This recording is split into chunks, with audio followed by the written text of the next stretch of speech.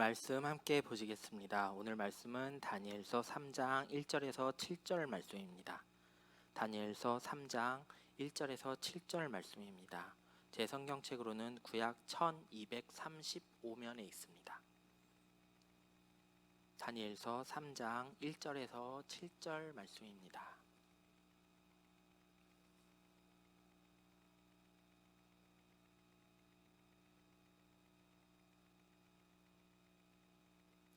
다 찾으신 줄 알고 함께 봉독하시겠습니다. 느부갓네살 왕이 금으로 신상을 만들었으니 높이는 60규빗이요 넓이는 6규빗이라. 그것을 바벨론 지방의 두루 평안지에 두었더라.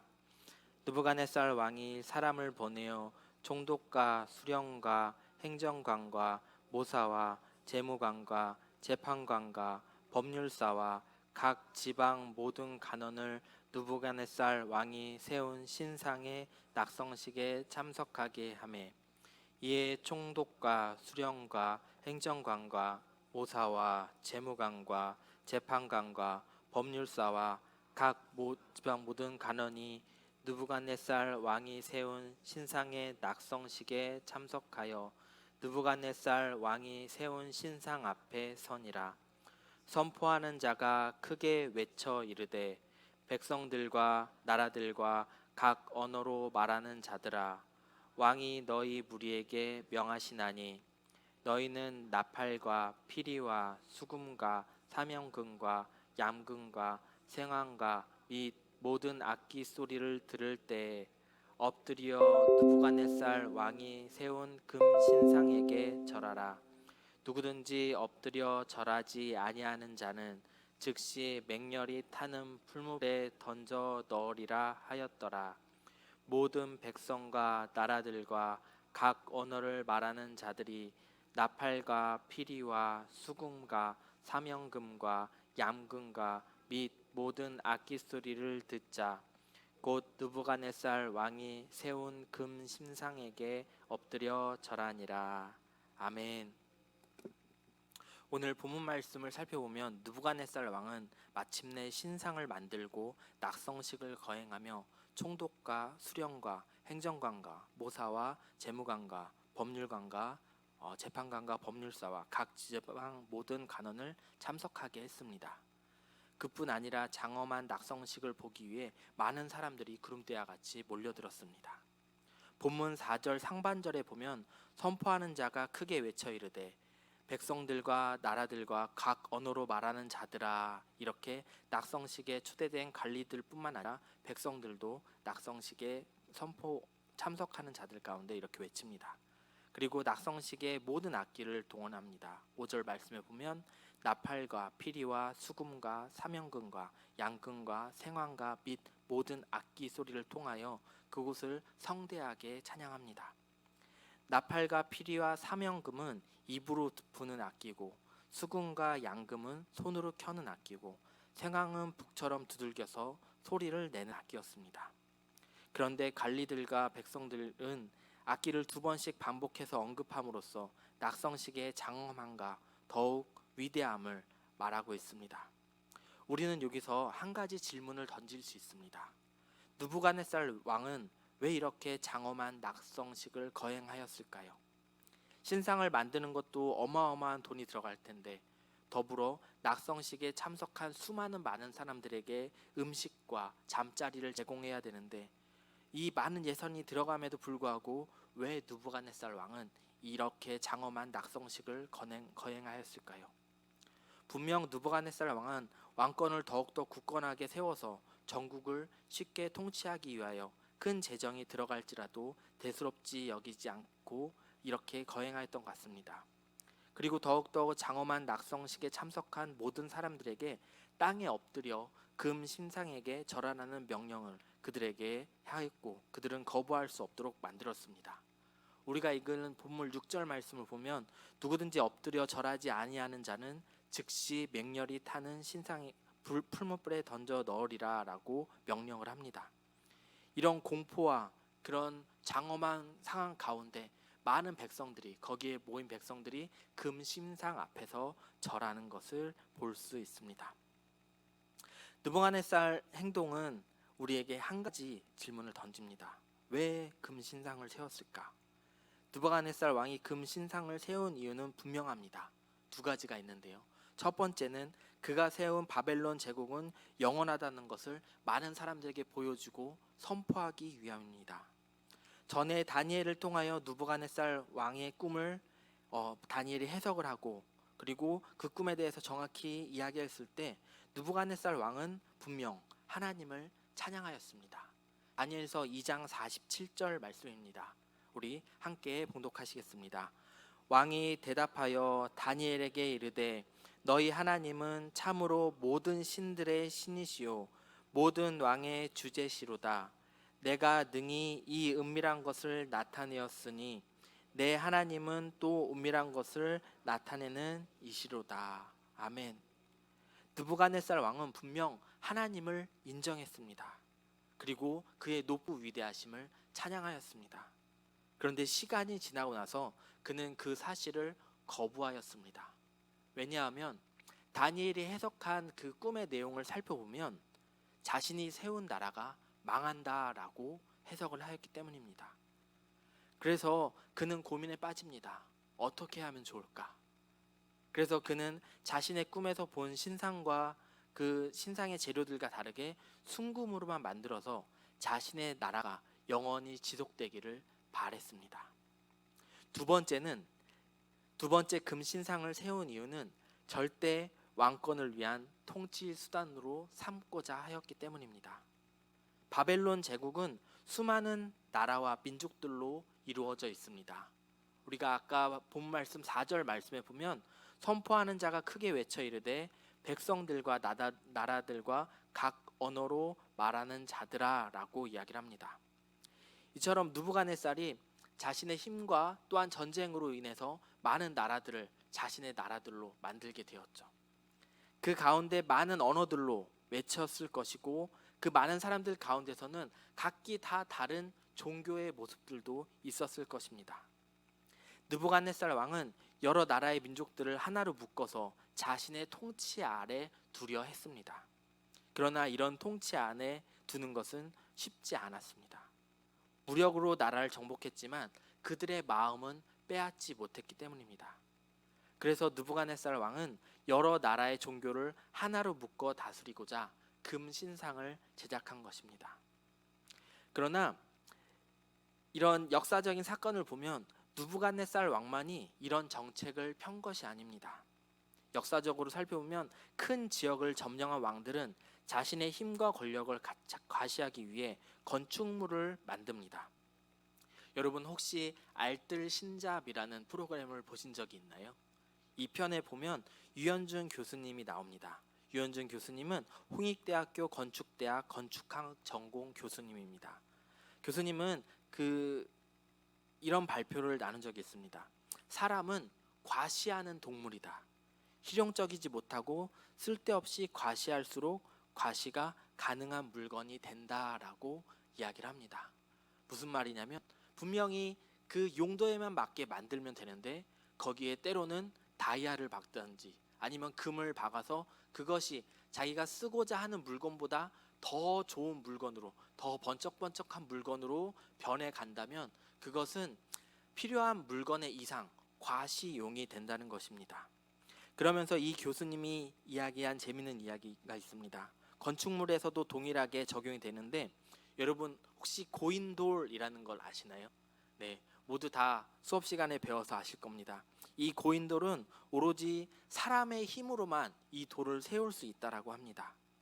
그런데 이렇게 큰 고인돌을 세우려면 많은 사람들의 필요가 있어야 되겠죠. 많은 사람들이 모이면 모일수록 더 큰 고인돌을 세울 수 있다라고 합니다. 그렇다면 이 큰 고인돌이 마을 앞에 서 있다면 어떤 일들이 벌어질까요? 이 마을에 이렇게 많은 사람들이 있겠구나라는 것을 이해할 수 있게 되겠죠. 다른 부족이 이 부족을 쳐들어왔다 할지라도 우리보다 더 많은 부족이 있기 때문에 우리는 사람 수에서 밀려서 질 수밖에 없겠다라고 생각을 하고 돌아갈 수밖에 없습니다. 이것이 건축물에서 볼 수 있는 가장 좋은 예인데요. 여러분 로마의 랜드마크가 혹시 무엇인지 알고 계십니까? 로마의 랜드마크, 로마를 대표하는 건축물은 바로 콜로세움입니다. 네, 콜로세움입니다. 로마는 자신이 정복한 나라에 이 콜로세움을 세웁니다. 이 콜로세움에서 한 일들을 여러분 아시죠? 이곳에서 경마 경주가 열리거나 아니면 무대를 열어 연극을 하거나 오페라가 열리거나 아니면 때로는 사람들과 사람들 사이에 전투를 벌이게 했고요. 또한 심한 경우에는 사자로 하여금 사람들을 죽이게 하는 그런 잔인한 일들이 이곳에서 행해졌습니다. 이렇게 로마는 자신이 정복한 이 나라에 콜로세움을 세움으로 말미암아 귀족들에게는 유흥을 즐기게 해왔고 로마인들에게는 자신들이 그곳을 점령했다라는 어떤 뿌듯한 의지를 가지게 했습니다. 다른 질문을 한 가지 또 드리겠습니다. 이집트의 랜드마크가 뭔지 여러분 혹시 아십니까? 네, 피라미드입니다. 많은 이집트의 왕들이 자신이 죽어가면서 많은 돈을 들여 이 피라미드를 건축하게 되죠. 이 피라미드가 크면 클수록 이 왕의 위엄과 권력이 컸다라는 것을 상징을 합니다. 이처럼 우리는 두 가지 콜로세움과 피라미드를 살펴보았는데요. 이렇게 이 두 가지 이름만 들어도 아는 이 랜드마크, 이것이 크면 클수록 그 나라를 상징하고 그 나라의 어떠한 권력과 힘을 상징하는 것이 되는 것이죠. 그런데 이 법칙은 이 교수님에 의하면 아직도 유효하다고 합니다. 여러분, 서울에서 가장 높은 빌딩이 혹시 어떤 빌딩인지 아시나요? 최근에 지어진 롯데타워입니다. 네, 아직 저는 가보지는 못했지만 롯데타워가 지금 서울에서는 가장 높은 타워라고 합니다. 그런데 혹시 63빌딩이라고 생각하신 분 계신가요? 네, 그 아성이 넘어졌죠. 네, 예전에는 63빌딩 최고였는데 지금은 롯데타워가 더 높아졌습니다. 63빌딩의 아성을 넘어뜨린 롯데타워가 만들어지자 많은 사람들은 롯데타워를 보기 위해서 그곳으로 가서 구경을 합니다. 롯데라는 커다란 기업이 자신을 가시하기 위한 방법으로 커다란 타워를 지었습니다. 그리고 그것을 방문한 사람들은 어떤 표정을 지을까요? 와, 대단하다. 와, 정말 크다. 와, 사람이 어떻게 이것을 만들었을까? 라는 사람의 칭송을 받게 됩니다. 그러면 우리가 말씀 안으로 다시 들어와서 성경 안에는 어떤 건축물들이 있었을까요? 저는 두 가지를 뽑아봤습니다. 첫 번째는 창세기 11장에 나오는 바벨탑입니다. 노아의 방주 사건 이후 바벨탑 사건이 나옵니다. 사람들이 바벨탑을 지은 이유가 무엇일까요? 우리 창세기 11장 4절 말씀 함께 봉독하시겠습니다. 또 말하되 자 성읍과 탑을 건설하여 그 탑 꼭대기를 하늘에 닿게 하여 우리 이름을 내고 온 지면에 흩어짐을 면하자 하였더니 이것이 바벨탑을 짓는 사람들의 의견이었습니다. 이 11장 4절에는 세 가지 의견이 나옵니다. 첫 번째는 탑 꼭대기를 하늘에 닿게까지 하고, 두 번째는 우리의 이름을 내고, 세 번째는 지면에 흩어짐을 면하자입니다. 즉 이 바벨탑을 통하여 우리가 권력을 하나로 모으고 힘을 하나로 모아서 우리의 힘을 과시하자라는 이 의도가 창세기 11장 4절에 이 바벨탑을 지은 사람들의 의도에서 정확히 드러나는 것입니다. 즉 중앙 집권형 권력을 갖고자 하는 그들의 생각을 볼 수 있습니다. 두 번째 성경 안에서 나오는 건축물은 바로 예루살렘의 성전입니다. 다윗이 하나님께 영광을 돌리고자 지으려 했지만 그의 아들 솔로몬에 의해 성전이 지어집니다. 그러나 수차례 파괴와 재건을 거듭합니다. 그리고 마지막으로 예루살렘 성전은 수르바벨에 의해 재건되었고 그 후 헤롯 왕이 예루살렘 성전을 2배 이상으로 크게 증축합니다. 예루살렘 성전은 그 규모가 컸을 뿐만 아니라 장식도 매우 아름다웠다라고 합니다. 요세푸스의 기록에 의하면 성전 겉면이 금으로 장식되어 있어 그 위에 해가 비치면 사람들이 눈을 뜨고 바라보기 어려울 정도라고 하였다고 합니다. 그런 성전에 대한 사람들의 칭송은 자연스러운 반응이었을 것입니다. 그러나 안타깝게도 예루살렘 성전은 기원 후 73년 로마 장군 티투스의 유대 전쟁을 진압하면서 파괴하도록 명령이 되었습니다. 그리고 파괴되었습니다. 바벨탑과 예루살렘 성전은 지금 남아 있습니까? 지금 남아 있지 않습니다. 다니엘서를 보면서 우리는 두 가지 질문을 계속해야 된다고 담임 목사님께서 지난주 그리고 지지난주에 이어서 계속해서 말씀하셨습니다. 그 두 가지는 바로 이것입니다. 첫 번째는 진정한 힘과 능력은 어디에서 찾을 수 있는가? 그리고 진정한 힘과 능력은 누구에게서 찾아야 하는가입니다. 우리는 이것에 대한 대답을 잘 알고 있습니다. 그것에 대한 대답은 바로 하나님에게서 찾아야 합니다. 오늘 본문에서 느부갓네살 왕은 자신의 힘과 권력을 과시하면서 금신상을 만들고 앞으로 나와 절하라고 명령합니다. 절하지 아니하는 자에게는 맹렬히 타는 풀무불에 던져 넣으라고 선포합니다.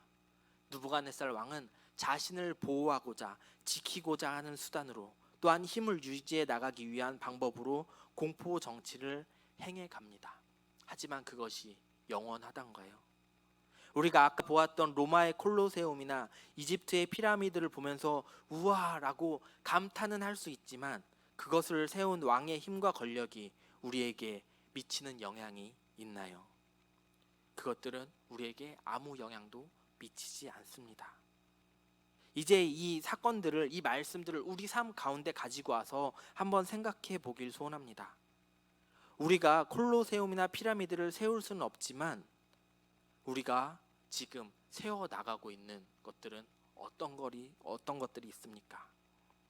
지금 내가 가장 가치를 가지고 세워 나가고 있는 것은 무엇입니까? 혹시 그것이 하나님보다 높아져 우상이 되어져 가고 있지는 않습니까? 기독교인들의 안타까운 모습은 바로 이겁니다. 나는 괜찮아. 나는 하나님을 믿으니까 괜찮아. 나는 하나님을 믿으니까 이만큼은 괜찮아라는 이 괜찮아라고 생각하는, 나는 하나님에 있으니까 이 정도는 괜찮아라는 나를 포용하고 나에게 어떤 이로운 이익을 위해서라면 어떤 일이든지 할 수 있는 그런 모습들이 참 안타까운 모습으로 나타나 있습니다. 느부갓네살 왕이 분명 하나님을 찬양하고 그의 이름을 송축하였지만 자신의 안위를 위해서 또한 자신의 권력과 자신의 앞으로 살아갈 일들을 위해서 금신상을 모아 세우고 많은 사람들에게 그 권력의 힘을 보여주었듯이 혹시 우리에게도, 나 자신에게도 그래 이 정도는 괜찮아, 이 정도는 괜찮아, 나는 하나님을 믿으니까, 그런 일들이 있지는 않으십니까? 내 안의 재물이, 사업이, 그리고 자녀들이, 그 외의 것들이 우상이 되어 하나님보다 더 높아져 있지는 않으십니까? 마태복음 6장 24절 말씀에 이런 말씀이 있습니다. 우리 함께 봉독하시겠습니다. 한 사람이 두 주인을 섬기지 못할 것이니 혹 이를 미워하고 저를 사랑하였거니와 혹 이를 중히 여기고 저를 경히 여김이라. 너희가 하나님과 재물을 겸하여 섬기지 못하느니라. 아멘. 우리는 하나님을 안다고 하면서 하나님을 인정하지 못할 때가 있습니다. 이 세상 가운데 그래 나는 괜찮겠지라는 생각으로 때로는 내 안에 우상들을 만들 때가 있습니다. 사랑하는 여러분, 이 세상을 운행하시고 다스리시는 분은 하나님이십니다. 세상의 왕들도 하나님의 운행하심과 다스림 안에 있음을 기억하시길 바랍니다. 그리고 나의 우상들을 넘어뜨리고 내가 쌓았던 것들을 다시 한번 점검하면서 하나님, 이것이 내 안에 있는 것이 맞습니까? 하나님, 내가 세워져 가는 것들이 이게 하나님 뜻에 맞습니까? 라고 다시 한번 우리의 삶을 점검하며 하나님 앞에 나아갈 수 있길 바랍니다. 그리고 그분의 섭리 안에 살아갈 수 있도록 노력하시는 저와 여러분이 되길 주님의 이름으로 권면합니다.